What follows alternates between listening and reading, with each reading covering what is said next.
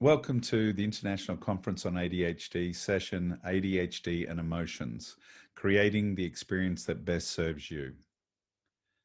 Hi, my name's Jonathan Hassall. I'm from Brisbane, Australia. I'm an ADHD coach and I work out of a practice with my partner Monica called Connect ADHD Coaching. Tonight I'm going to be using several models to help us understand emotions and, more importantly, to help us shape them. Now, obviously, some of these models are too big to be fit into this presentation. However, they are available if you contact me either at john@connectadhd.com or via my website at connectadhd.com. First, though, let's look at what the major ideas I want you to take away tonight. Firstly, you can and should shape your emotions, which means you can predict your future experience. Secondly, that to do that, we need to understand models of emotion. So understand what emotion is and how it is created. Next, we want to understand how we can apply these models to ADHD and find the opportunities for us to take control of our emotions. And finally, I want to give a couple of examples of how we do it using two of my models, motivation and coalition of the willing, or motivation equation, I should say. Okay, emotion and ADHD. Well, why should we care? So basically, there's a few really important aspects about emotion. Emotional regulation is that it's how we shape motivation. It's how we create achievement. It's how we shape our self-esteem from the past, the present, and into the future.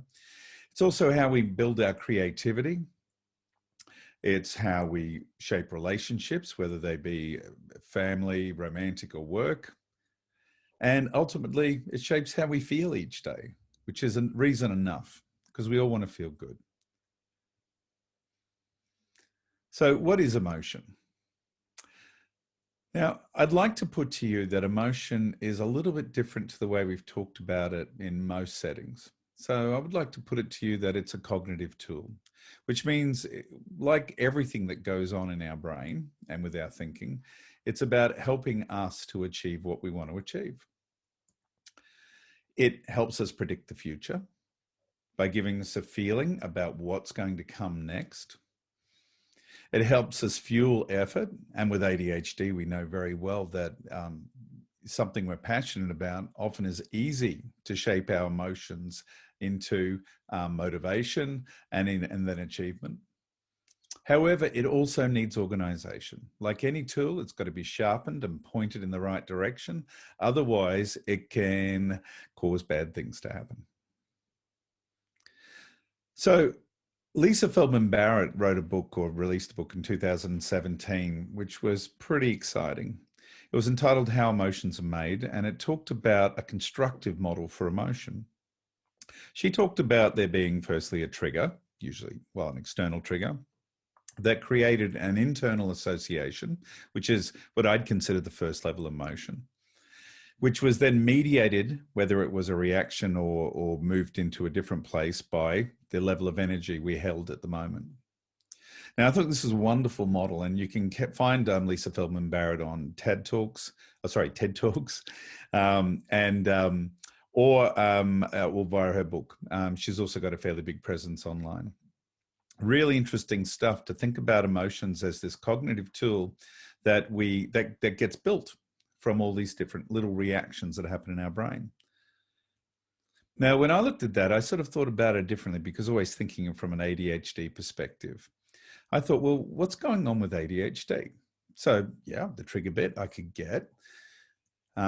We definitely have the association bit, but if we don't have the energy bit, and if we supplant in there the idea of resources for executive function, then we end up staying with association, which means we're reactive, or it's a disorganized emotion. It's not directed or controlled by us. If, however, we have the energy or access to our executive function, then what happens is we can apply attention to it, which allows us to look at detail, send back a new, better refined story to the associative emotional part of our brain, and in turn lets us respond in a planned and intentional way. Now that's organization. So thinking about that, we also need to think about, well, what about all these other presentations? What about sort of anxiety disorder, mood disorders? So we need to give them a little bit of due diligence. So when we talk about comorbidities or concurrent conditions, that's what comorbidity refers to, then we're looking at a range of emotion-based disorders, either fully emotionally based or having large components of emotional regulation involved in them, particularly anxiety disorders, mood disorders, and substance use disorders. Now, as you can see, there's a variance of presentation with people with ADHD. In my coaching practice, and look, this might just be because of the people I see, however, I see a large percentage of underlying anxiety disorders, less mood disorders, but generally it's depression. Definitely a large number of learning disorders, and less of the substance use disorders and personality disorders. In fact, far less. And the interesting thing that I've noticed in terms of anxiety and ADHD in my practice is that I see it presents in pretty well everyone I work with. Now, they're not all diagnosed with a clinical anxiety condition like generalized anxiety disorder. However, they probably could be. It's a significant presentation and it often impacts on them in a huge way. However, what I've also noticed is that if we address the current ADHD functional problems, that I often see a significant reduction in the presentation of anxiety. In terms of mood, basically, yes, we do see depression, and particularly endogenous depression, that appears to run in parallel with ADHD. However, I also see a very high percentage in my clients of what appears to be reactive depressions that can look very profound and obviously feel horrible, but also respond very quickly to addressing the functional challenges around ADHD. Now, with all of this, we should also mention RSD, or reactive sensitivity dysphoria. Sorry. Now, look, this is obviously not a diagnosis. It's a descriptor that has become very prevalent in the ADHD community in recent years. I think it's a very useful term in the sense that it gives a language or a word or words to describe what is a really profoundly difficult emotion to deal with. However, at this stage, I think that I'd still be talking about it within the greater context of emotional dysregulation or poor emotional regulation, that it's at the extreme end. But at this stage, that's the way I see it. So what we're talking about today, I think, is that if we can look at managing our emotions more effectively, that the idea is that even though we may be having these extreme reactive responses, that we should be able to improve them.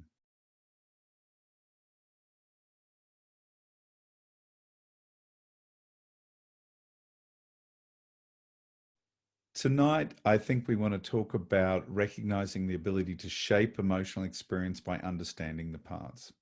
And then we're going to learn the strategies that support emotional projection in time, maintenance, and recovery. Let's start with the larger parts. So until recently, we often talked about brain function in terms of geography. We talked about the prefrontal cortex, limbic region, so on and so on. More recently, the focus has shifted to neural networks. Now, the brain regions are still important.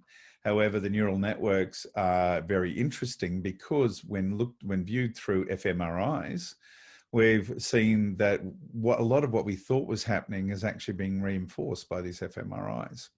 Now, this is one of my models, is a simplification of the neural networks, but I built it specifically to make it easier to understand the relationship between emotion and attention.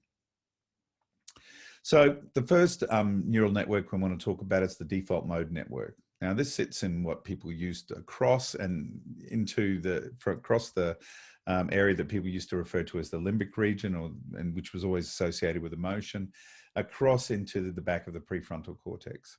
Now, the way to think about the default mode network in my interpretation is that it's a bit like walking around with all your antennas on, looking for risk or benefit potential.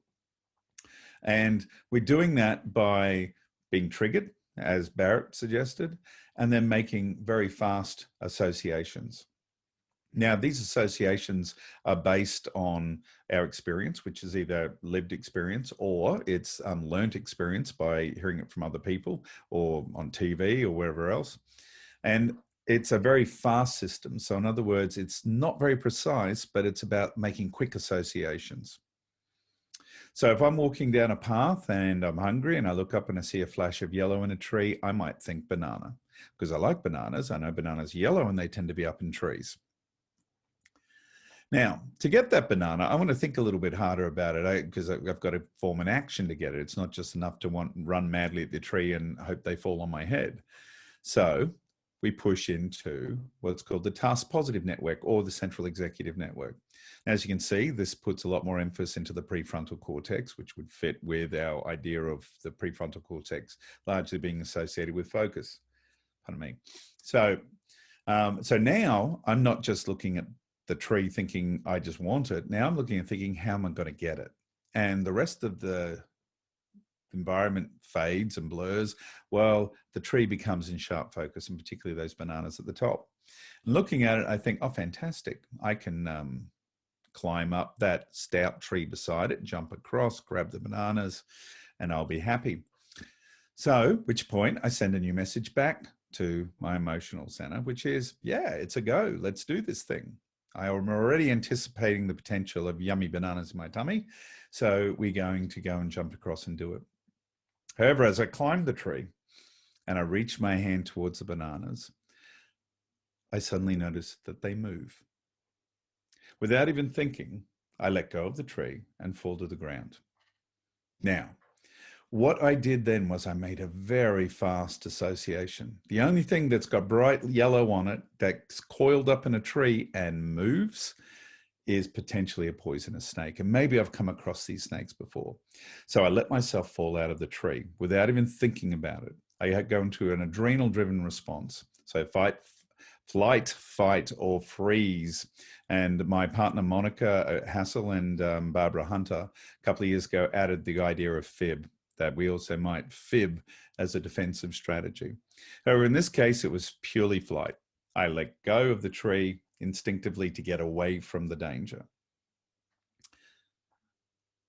And which is also how you could see people present when they get really overwhelmed, that they're trying to use their attention to manage the information and direct the emotion.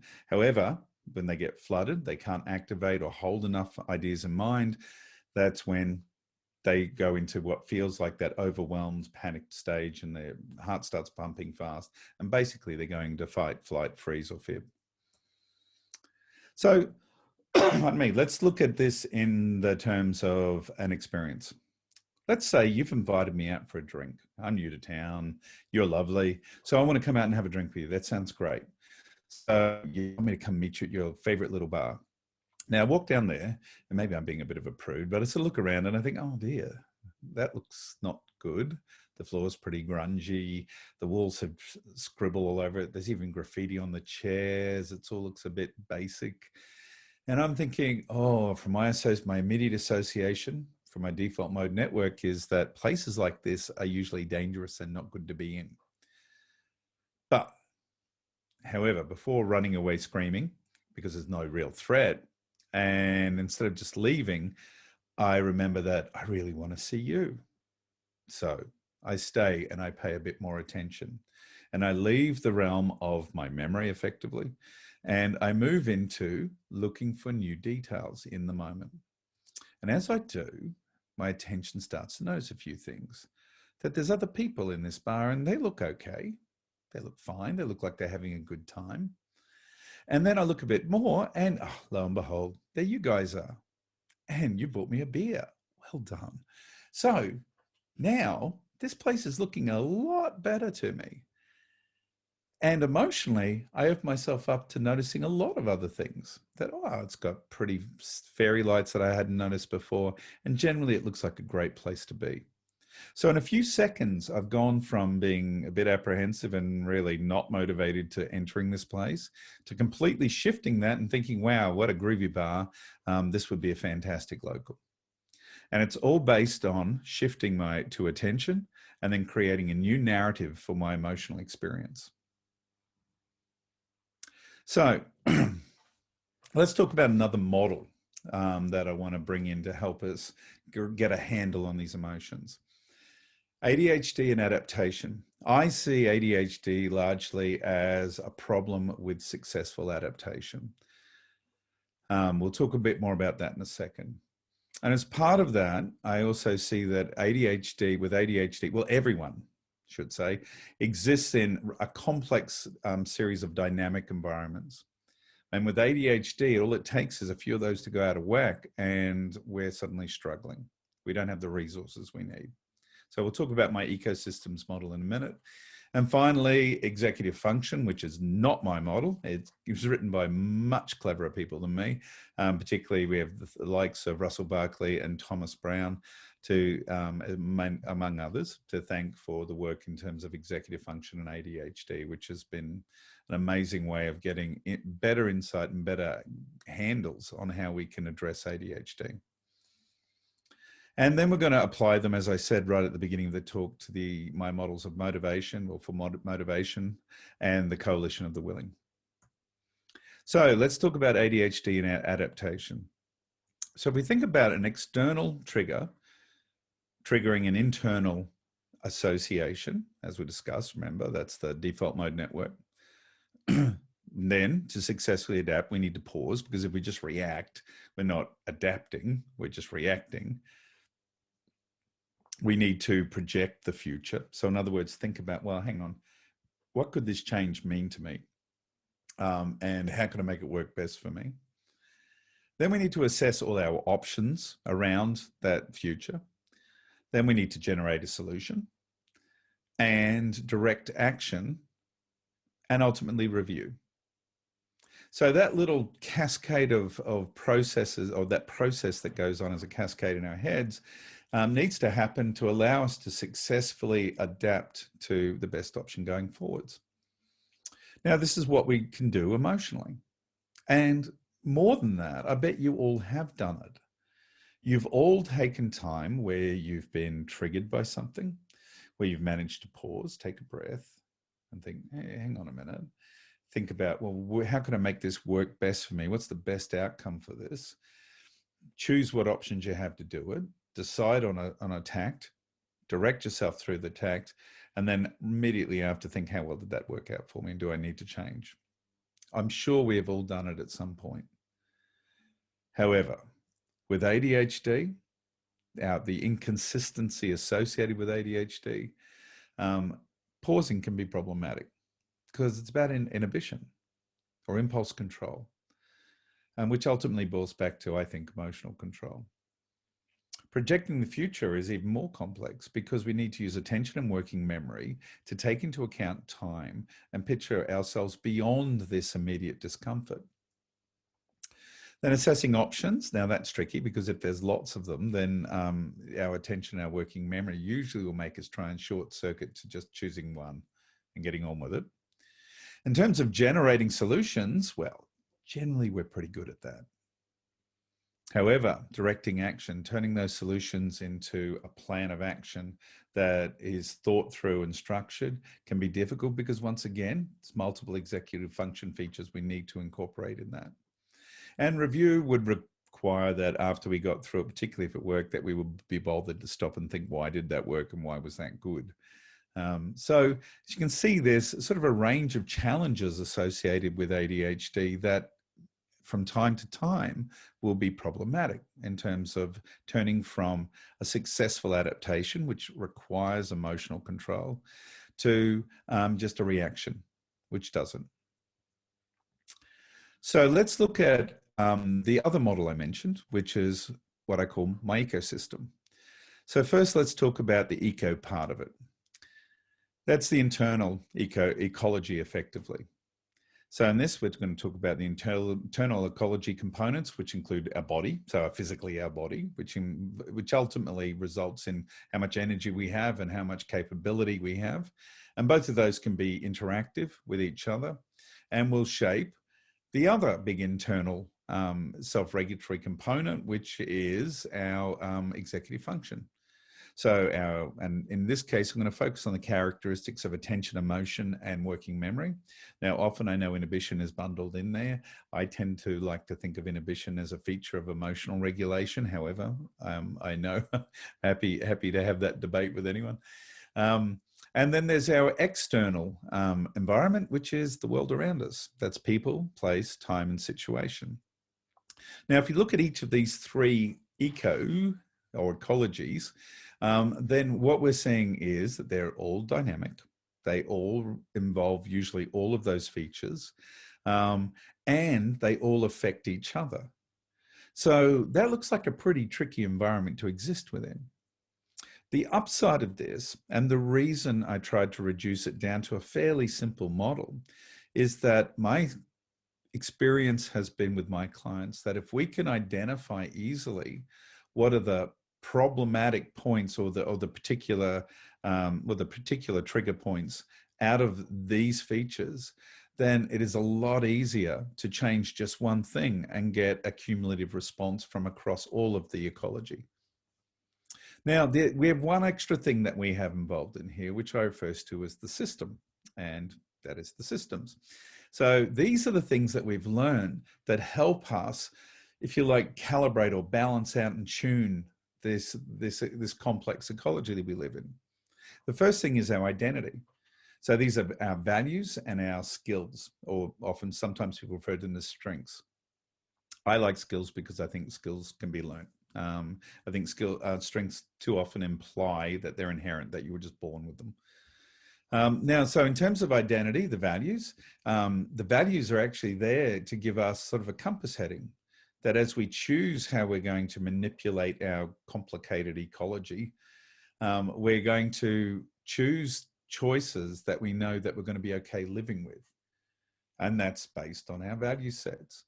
Now, with ADHD, there's some challenges with that, and we'll talk about that in a bit later. In terms of experience, that is literally what we have experienced or what we've learned to be our experience through hearing others talk or watching movies and things like that. But more importantly, it's also about that emotional projection of our future experience. It's about being selective. And then finally, there's the strategy, which is a sequence of events we use to create an outcome, which sometimes are productive and sometimes not. With ADHD can be a bit fraught, but we'll go into that in more detail in just a moment. First, let's have a look at some body features. And I think you're pretty well in every ADHD presentation I've ever given. At some point, I talk about this because I think it's really important.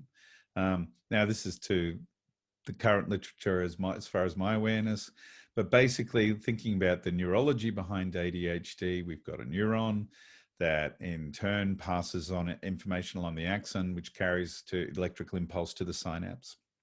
Now, the idea of this synapse is that we want to pass information between two neurons. The reason we have this tricky gap is speculated is that it allows a great deal of flexibility in how that signal is passed on. Because while I'm only describing one-to-one neuron here, generally it's one to many, and we're talking thousands. So it could be a very discrete or very eloquent way of being able to modulate how much signal gets through to what neuron. So we get to this synaptic space though, or gap. And basically we've got to get across it. So to get across it, we release dopamine. So this is why you keep hearing about dopamine from your doctor.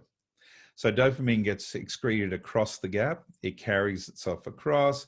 It hits the other side, lands in what we call dopamine receptors, which are designed to fit the dopamine molecule. And that in turn triggers a response and passes on the signal. Now, the other thing we have there are these little orange guys called reuptake pumps. Now, we think their job is to take away excess dopamine because that's what they appear to do. and to stop there being too much dopamine floating around the synaptic space.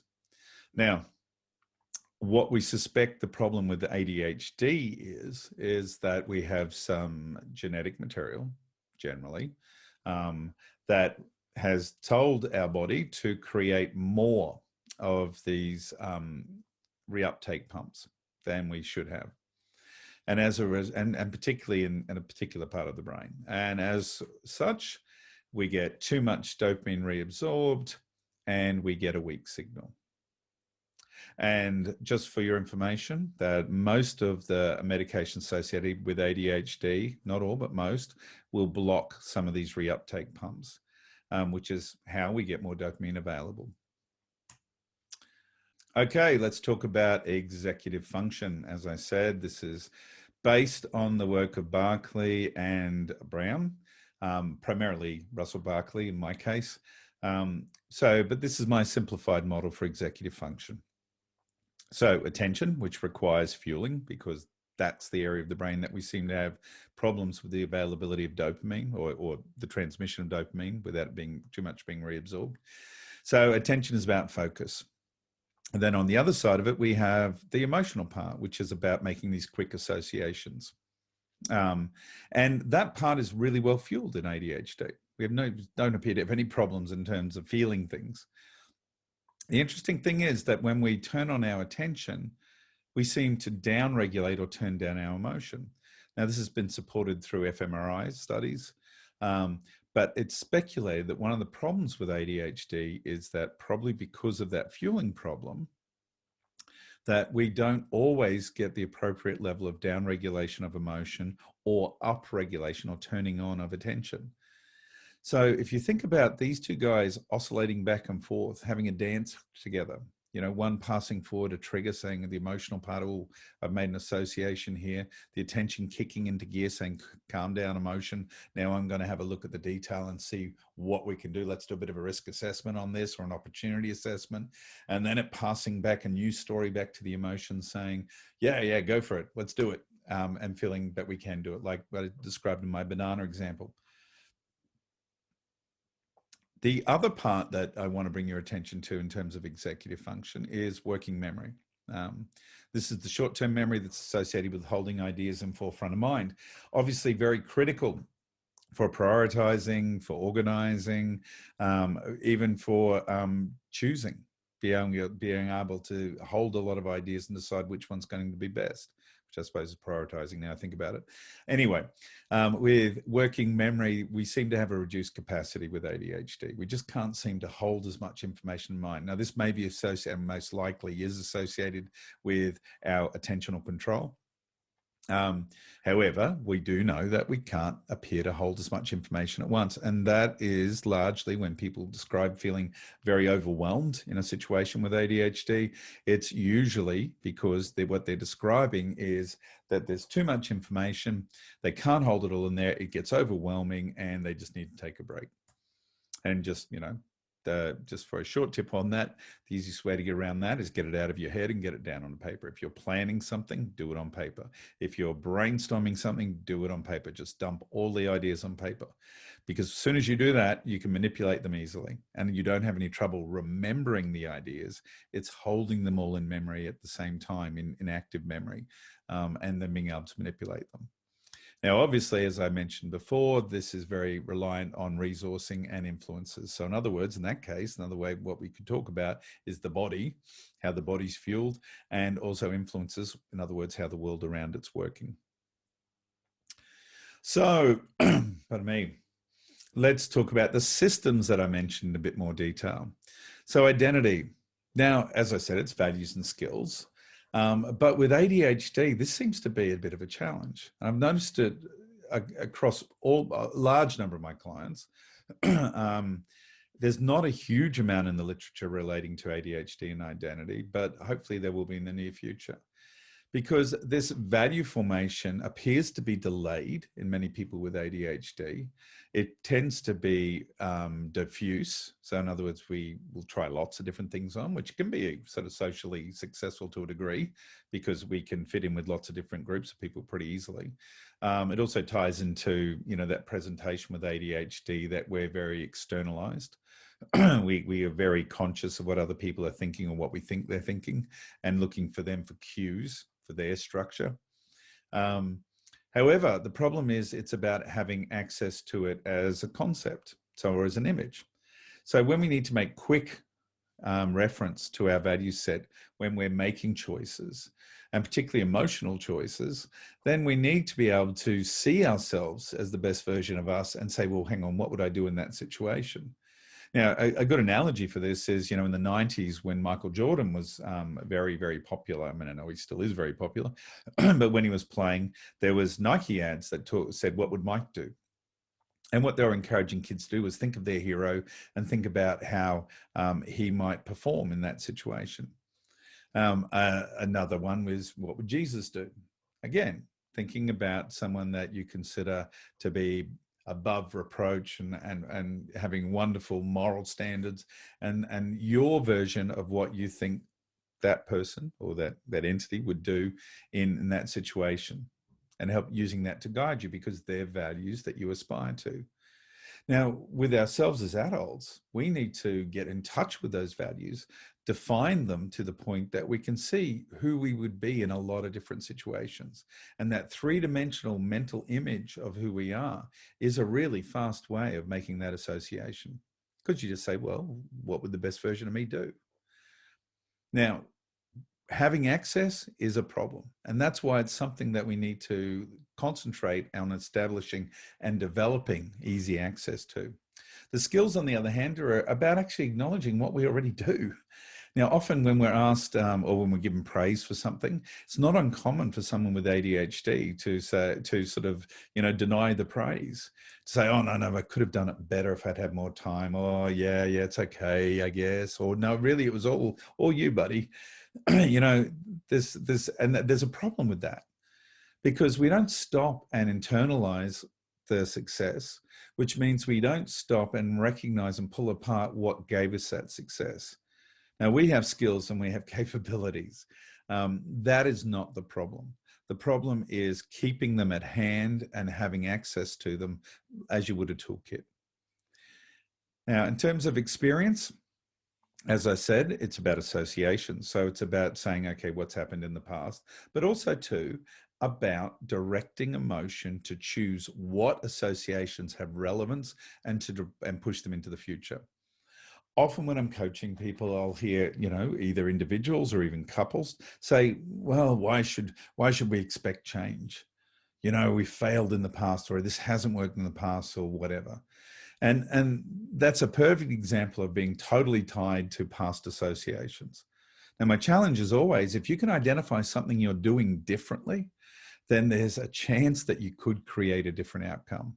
And if you focus on what you're doing differently, and more importantly, on the outcome that you expect from that difference, then you will discover other differences you can make to your performance or behavior that are going to be more likely to give you the desired outcome.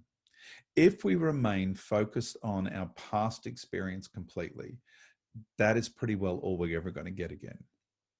Now, I know there's risk associated with that. However, that's why we're here. We're here to take that risk because the future with a different experience is well worth it. Finally, strategy. So structured sequences of behaviors. Now, yeah, we have strategies. We unfortunately often don't stick to them, or when we have them, we don't make them adaptable to the changing situation in which we find ourselves. So with ADHD, that seems to be a bit of a problem, that we're not looking at strategies that are adapting. We're not rebuilding them. We're not changing them. We use a lot of old habit-based strategies that maybe won't work this time. But also too, we're not stopping and challenging whether the strategies we're using are giving us the results we want. And if not, then changing them. So let's do this thing, at the risk of pinching that famous company's tagline. Let's make it in 3 steps. 1, let's be future focused. The first step is, what do I want to experience? Remember what we talked about with experience? How do I want it to happen? And how do I want to feel about it? Step number 2, note the ecosystems. This is the world within it which we live, our body, and by extension, our executive function, the world we live in, and the learnt systems we use to manipulate them. What am I working with? Well, guess what? You've got a shortcut. You've got ADHD, so you know your executive function has challenges. You know that executive function often impacts on our physical function in terms of disrupted sleep, poor eating habits, etc., poor exercise habits. And you know that often that executive function will impact on the world around us in terms of how we're interacting with it. And not to mention the learned systems that I just went through a minute ago. So what am I working with? Let's pay attention to what I'm working with, because if I understand what I'm working with, then I can figure out what I'm going to manipulate to support that future focus. And finally, live the narrative. So I'm got a future focus. I figured out what I need to tweak to make that future focus more likely. Now I need to create the story that I'm going to live, and I need to think about it in 3 contexts. I need to think about it in anticipation, or this is time projection. So I'm going to prime myself for what's going to happen next. Then I'm going to create a system to remind myself as I live through it, which is basically about creating a structure to support me, to keep me on track with what my plan was. And then finally, I'm going to have a recovery. I'm going to have a system to pull myself out if I slip up, because guess what? We all do. So let's apply these to motivation and relationships. So first, we need a bit of a target for this. So let's talk about motivation. Now, as I said, this is another one of my models, so you can find out a lot more information if you come to me outside of this talk, and possibly you might find this one in another talk somewhere floating out there on the internet, but shortest track will be to ask me. So motivation, this is a little motivation equation I made 7 or 8 years ago, to help break apart why this bigger motivation thing was such a problem. I've since gone on since then, in recent year or so, to work with a couple of lovely psychologists in Australia here, and we've developed an even further model for pulling apart motivation and achievement, which is called Feel, Organize, Do, but look out for that. It'll be coming out shortly. So what is motivation? Well, it's about benefit. This is an equation I created. It's all about reward, benefit, reward, what I'm going to get out of this thing. What's it mean to me? Divided by effort times time. So let's break that down a little bit. So in other words, if I have a significant reward and I minimize the perceived effort, and I minimize the perceived time of effort and to reward, I will grow my motivation. So I think if you thought about that for a minute, you could probably see in many situations why we struggle with a lot of things in life, particularly things over time or with complex effort. So take, for example, doing an assignment for college or university.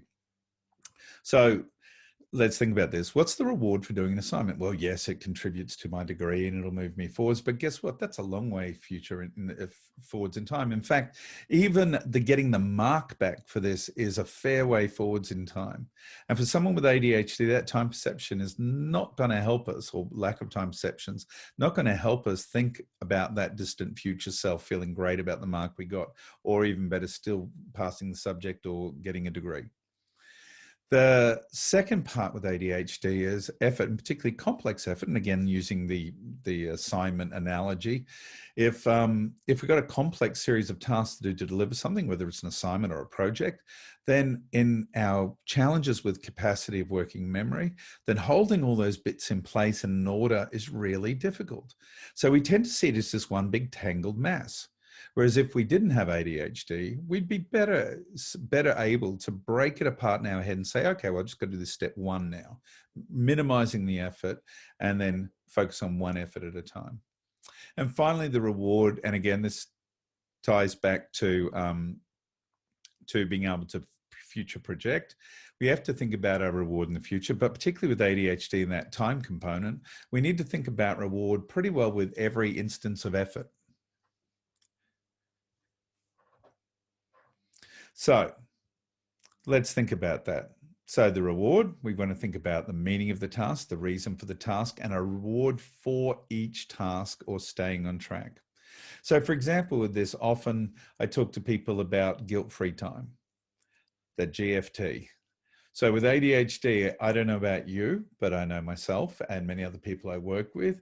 Think back to when they were studying or when they were working or even now and think, where is my guilt-free time?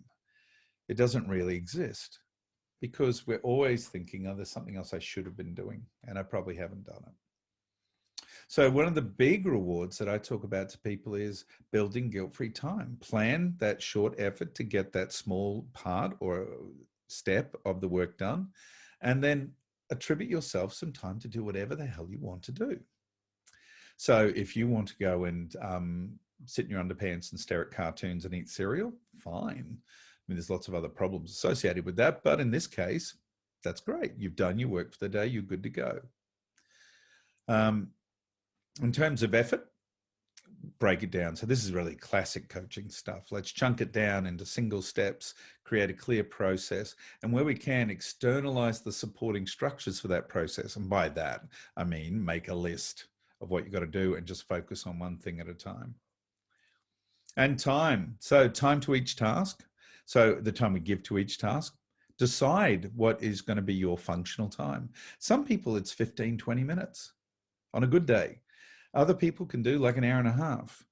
But I mean, I think the point is of deciding what is your functional time and saying, yeah, that's the time block I'm going to be working to.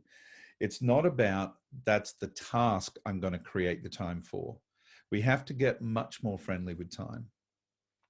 In terms of time to reward, as I said, waiting till it's done is too far. Yes, certainly we want to celebrate and pay attention to it and acknowledge it when we do it, but let's celebrate each day's task. Just because you think everybody else in the world just does this automatically and easily doesn't mean you don't deserve to reward yourself for doing something that has been difficult for you. So if you have to reward yourself with guilt-free time, which by the way, everybody else in the world does anyway, because they do reward themselves after making these efforts, or if you have to create special rewards for yourself that are significant to you, then do them. Because they're going to reinforce the idea that, oh, I'm now associating this effort with something positive. And the time to completion, wow, once again, we need to think about how we're working through things. Now, assignments don't tend to be too long if we keep them fairly tight. But some projects might last several years at work. So in those, we've got that's why it's critical to think about breaking down to milestones. And even if the work presents milestones, maybe 6 months or yearly, you might need milestones that are weekly or monthly, or even I find 3 months a really good time frame for an extended task. So let's apply our motion changing strategy. Okay, so let's look at our motivation equation and apply our 3 steps for emotional shaping to it. Firstly, let's get future focused. What do I want to experience? Now, this is not all about just the reward. Yes, we want to think about reward and we want to think about how we want to have it readily available every time we make an effort. But the real experience in a task or a project is about the effort. It's about making sure whatever we do as our effort is enjoyable and engaging and a little bit challenging. And then also too, it's about the time, so that the time is not too long in terms of effort or even to our reward. Next, we want to note the ecosystem, step 2. So when we think about the world in which we live, what are going to be significant rewards for us in that environment, whether physical, in terms of the world, or in terms of our learning systems and executive function. Again, too, these things particularly are important to understand how we're going to manipulate and manage our effort and what we might have to accommodate to our effort.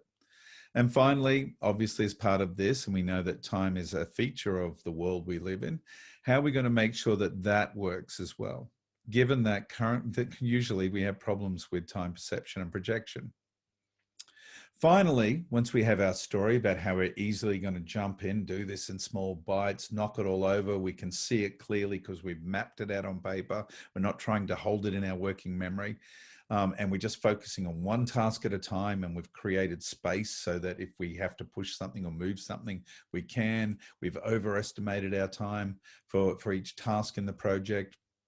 Then we can live that narrative. The first part is priming. So with priming, we're going to think again about the reward. We're going to think about the most immediate rewards before each effort. And then with each effort, before we start, we're going to think, have I got it all lined up? Is this going to be easier than before? Have I got everything laid out for me? Am I fully resourced? And in priming too, we're going to reinforce that this is an okay time. This is in fact the time to do the task, and it won't be too long. So all in all, I'm thinking, yeah, I'm telling myself that story that I have set this up to be easy and successful. And then we go into reminding. So as we're doing the task, we need to keep in mind that reward that we're going to have at the end of this. So we don't have to turn on Netflix yet while we're trying to type this thing out. We can wait. That we can think about, remind ourselves of the effort, even if it suddenly starts to get a bit confusing or we get a bit bogged down, that we can reinforce that's okay, it's okay. We're just going to stick to the structure and keep working. And we're using that external map. And that reminding ourselves by having a visible timer and checking on ourselves and making sure that we're not overworking. And then finally, the recover to live the narrative. So let's say we jump in to do it and it all goes south. Then we can say, okay, stop, reset, and let's go back to the existing plan. We can say it's all right that getting it wrong and is not a failure. It's an error. An error is an integral part of learning. Stanislas Dehaene, and I knew I was going to stumble over his name, wrote a wonderful book called How We Learn. He's the neuroscience advisor to the French education department. And in it, he talked about the 4 pillars of learning neurologically. First one is directing our attention.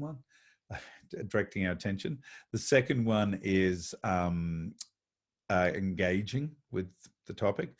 The third is error, the ability to make errors without fear of risk to ourselves. Because when we make errors, we correct and we improve and we learn. And obviously the last one is consolidation. So talking about recovery, the first part is to think that this is not the end of the world. Just because, guess what, I didn't activate to doing the task I said I would today, doesn't mean the whole thing falls in a heap and now I've failed. What it should mean is, guess what? Something in my ecosystem has got in the way today. Something I need to address. So that's all right. All we have to do is pause, reset, see if there is still that barrier in our ecosystem, and then correct if there is, correct for it. If not, recognize what might have caused it so we can watch out for in the future and reset to the plan we already had. In other words, re-engage with the emotional narrative we already set for this situation. Now, let's talk relationships, the fun part about emotional regulation. First, we need a target. As before, now this is what I call my model, called the Coalition of the Willing. And it's a model that I developed. I had a lovely chat with a couple of coaching pals of mine, Lolly Weeks and Doug Harris over there in the US. We had a wonderful chat one night about the challenges of managing relationships with ADHD and how we often tend to lose the support and structure that having these relationships maintained successfully can give us. And so I went away and I thought about how we can create models for productive relationships, and particularly associated with concepts of self-determination. But here's a really quick overview of it. And once again, you can see it on my website or contact me if you want more information on this, because it goes a fair bit deeper. But for our purposes, let's start with me in the middle, because it's always about me. Then let's think about those that are associated to us by task or achievement or objective. So these are what I call our immediates. These are the people that are working on something with us, because generally what we're working on or focused on at the moment is generally what occupies most of our attention, and rightly so. So these people will tend to know our objectives and tasks well. They're experts on what we're trying to do, but they're not necessarily an expert on me. Then the next level of relationships I want us to think about are our constants. Now, these are those lovely people that are constantly with us. So these are our friends, our partners, our children, our family, and even extended family. Now, these people know us well. They're experts on me, but they're not particularly going to be tooled up on what my target of activity or focus is at that given time. And finally, I throw these guys in as the peripheral because of what's going on in terms of a lot of media, social media and connections we're forming online. Now, the internet's wonderful. It's given us amazing ability to connect with people all over the world. I would not have been talking to my US colleagues so easily about these ideas had I not had the internet. It's also a wonderful place for us to share our ideas and our opinions, and also to get new information. However, it also is a place where we have created a habit of broadcasting ourselves to the world. And this is to the world rather indiscriminately. So you end up with these peripheral people who we don't know, we don't have anything to do with otherwise, as a rule. And these people are effectively voyeurs into our life to the extent that we give them access. Now, the reason I raise these people is because often it's easy for them to have more of an impact on us than they ever should. And I bring them in here in contrast of the constants and the immediates to remind us that they are not relevant. Yes, we need to be good world citizens. Yes, we need to think about others out in the world and certainly be available to make new connections and real connections, and they can happen over the internet. However, if we're just posting to Instagram and we're getting a bit upset because someone didn't like our picture or whatever else, then we need to really review how much weight we're giving these peripheral associations. So that's my that's my sermon for the night. So let's have a think about how we need to interact with these. And again, this is just very superficial level of the model. First, we need to think how we're going to maintain each of these relationships. And as you may have guessed, I'm not worrying about the peripheral, but in terms of our immediate and constant, how we're going to make sure that we keep delivering to the relationship that keeps the other engaged with us in the way we want them to. It's also about how we accept feedback from these other people. Now, accepting feedback from people at work or from our constants is a real challenge for a lot of people with ADHD because of problems with emotional regulation. And finally, but no way least, it's about self-advocacy. How are we promoting ourselves to our immediate relationships and to our constants? So if we want to apply the model to this, we can use this to think about our three-step approach to emotional shaping. So let's be future focused. What do I want to experience? So let's say we're talking about our immediate, even say a boss at work. Now, remember, the boss knows the job well, but doesn't necessarily know us well. So my job is to be, firstly, maintaining the relationship with whatever we both are considering important in the terms of our focus or objective. We also want to think about our future and experience and how we want to accept feedback from them. And this is really critical, particularly at work. And again, we could have like another hour conversation about this, but about how we can regulate our emotion towards fielding feedback from people at work. Because often that's something that we really struggle with ADHD. And there are structures we can put around that, but we'll talk about that in a minute. And finally, how we're going to advocate for ourselves. Remember, we need to help them understand us in the context of the work. Next, let's notice the ecosystems. So what in terms of what's going on for me is going to be impacting on this? Now, the physical world, obviously, because we might be at work or we might be in lockdown. So that's going to be impacting on us. Looking at our how executive function is working within the day, because remember, it changes. One of the big things about ADHD is that we tend to be inconsistent in our performance through the day, let alone over time. So, and also how are we physically functioning? Are we making sure that we're going to work with enough rest and fueled up? And are we stopping to have breaks during the day to manage those resources? In other words, what am I working with in terms of delivering on these three levels? And then finally, let's create the narrative. So how am I going to create this experience? So first I can prime myself. I can prime myself to think about, well, what am I want to maintain today? What's my core responsibility I want to make sure happens today? And visualize myself doing it. How do I want to accept any feedback that I get? Which talks about how I engage with the feedback. And we'll talk about a system for that with Remind in a minute. And how I might want to push myself forwards in terms of helping people understand me. I can visualize all of that based on what my future projection was and what my ecosystem challenges might be to create an idea in my head before I step in the door at work to how I want to be that day. Then let's look at Remind. So how am I going to structure myself through the day? I've got to think, well, okay, maintaining, well, that's about, well, I've got to make sure I've got to create structure around maintaining the work I want to deliver, which might mean I need a schedule, I may need a plan. I need to think about how I'm going to work through all the different tasks in the day.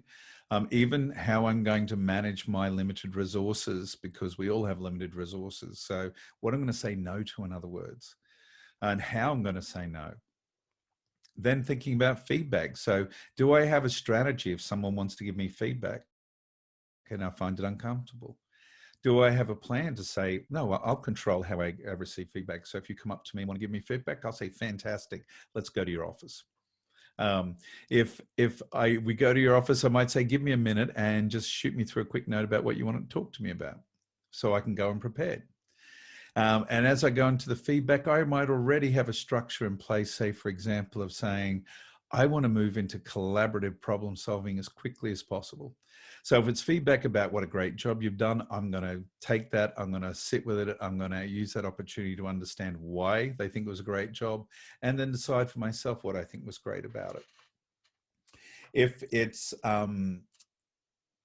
it's not great feedback, then maybe I will sit and say, accept that, yeah, that's a concern. I can hear your concern. But instead of going into a blame story or spiral, I might move straight into, well, yeah, then I'm all about, let's collaboratively solve this. I'm willing to do what we need to do to get this fixed and make sure it doesn't happen again. So once again, it's about using structure and having a plan for the structure I will use in my day and interactions with these people, which is going to let me control the emotions in advance or shape them the way I want them to be. And finally, recovery. If something really does go south at work, and if I drift and I don't keep up with maintaining the delivery of what I need to deliver to that relationship, or the feedback, I react badly to it, or I fail to project myself well in terms of self-advocacy, what am I going to do to stop and protect myself and correct myself? And once again, it's about being able to say, hey, that's okay. Yeah, sorry, I said something that it wasn't intended. What I meant to say was this. Being able to pause, reset, and refocus, and have that up your sleeve before you go in there. So now let's talk about the constants. Let's talk about how we're going to create that relationship. So let's be future focused. What do I want to experience? So how do I want it to happen? How do I want to feel about it? So we can think about, let's say our partner or our children or our friends. What do I want from that relationship? And what do I want to give to that relationship? And how do I want to feel in that relationship? We can create that image in our head in advance, regardless of how it's been going. We can pay attention to the ecosystem. So if I'm coming home from work tired, and gee, my wife and I have had an argument every night when I come home from work. We haven't really, we're getting on fine. But let's say we had been. Do you think maybe I might want to stop and think, hey, we're both really tired from work all day and we're coming home and we're suddenly putting a lot of demands on each other in terms of communicate. We haven't seen each other all day. There's things we need to talk about. There's maybe money pressures, there's kid pressures, whatever. That maybe that our physical standing might not be supporting our executive function at that point in time. Maybe our world is too chaotic.